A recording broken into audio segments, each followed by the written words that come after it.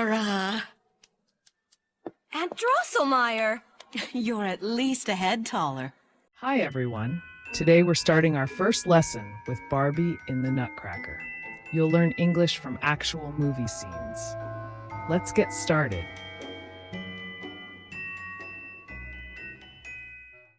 Clara lost her parents when she was very young.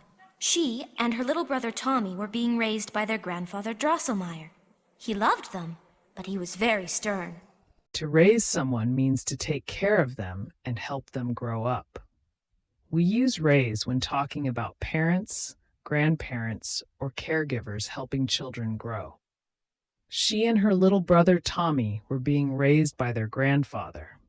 The grandfather raised them, which means he took care of them and helped them grow up. Everyday examples. My parents raised me to be polite and kind. She raised 3 children on her own. Grandparents often raise their grandchildren when parents are busy. We're being raised. We're being raised is the past continuous passive form of raise. It focuses on the person receiving the care, the kids, not the person doing it, the grandfather. Structure. Was, were plus being, past participle. Use it when talking about an ongoing action in the past that happened to someone, not by someone. He loved them, but he was very stern.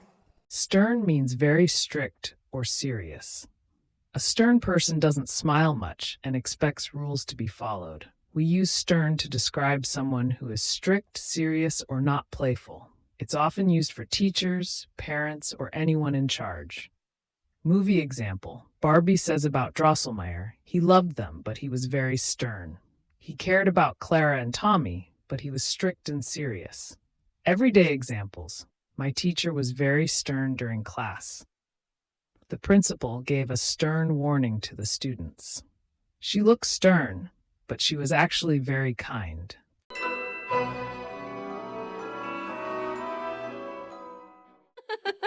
You might want to wash off that frosting before the mice take a bite out of you. You can't tell me what to do. Wash off. To remove something from your skin, hands, or an object using water or another liquid. We use wash off when we want to clean dirt, food, paint, or any substance from ourselves or objects. It's often used for things on your body that you want gone quickly.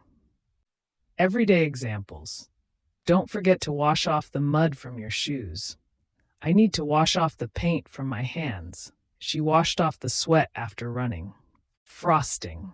The sweet, creamy layer on top of a cake or cupcake. We use frosting when talking about cake decorations or the sweet cream on top of desserts. Sometimes it can get on your hands or face, and you might want to clean it. Clara says, you might want to wash off that frosting before the mice take a bite out of you. Tommy has frosting on his face, and Clara is warning him. Everyday examples. I love chocolate frosting on my cupcake. Don't eat too much frosting. It's very sweet. She spread some frosting on the birthday cake.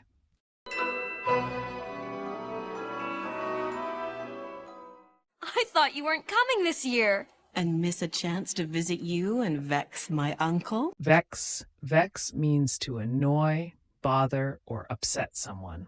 We use vex when someone is annoyed or bothered, either seriously or playfully. It can be used in formal or casual English. Aunt Elizabeth says, and miss a chance to visit you and vex my uncle. Here she's joking. She doesn't mean she really wants to annoy him badly. She means she doesn't want to miss the chance to tease her uncle a little.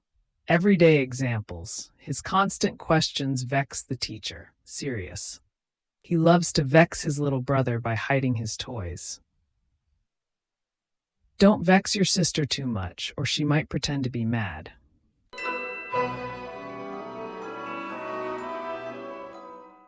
You're already conspiring against me. Don't worry. I'll wait until your party's over before I perform any mischief. You're already conspiring against me. To conspire against someone means to secretly plan to do something harmful or tricky to them. We use this when people secretly plan something against someone, like a trick, joke, or serious plan. Everyday examples. The kids conspired against their teacher to play a harmless prank. He felt like his coworkers were conspiring against him in the meeting. We conspired against our friend to surprise him with a birthday cake. I'll wait until your party's over before I perform any mischief. Mischief means playful behavior that causes minor trouble or annoyance. We use mischief for small, playful pranks or tricks. It can be funny or slightly annoying, but not harmful. Aunt Elizabeth says, "I'll wait until your party is over before I perform any mischief." She's joking that she wants to play tricks or tease her uncle a little. Everyday examples. The children got into mischief by painting the walls. He enjoys harmless mischief like hiding his sister's shoes. Don't get into mischief at school.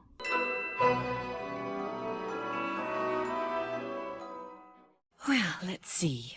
I met an emperor. I sailed on a junk. I had my first rickshaw ride.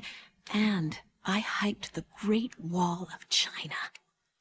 I sailed on a junk. To sail on a junk means to travel by water on a traditional Chinese sailing boat called a junk. We use sail when traveling on water by boat or ship. A junk is a traditional wooden sailing boat from China. Everyday examples. We sailed across the lake in a small boat. They sailed along the coast during their vacation. I've never sailed on a traditional boat before. And I hiked the Great Wall of China. Hike the Great Wall of China. To hike means to walk a long distance, usually outdoors or in nature. We use hike for long walks in mountains, forests, or famous outdoor places. Everyday examples. We hiked in the mountains last weekend. They love to hike in national parks. I want to hike that trail someday. And that's it for today's lesson. Now it's your turn.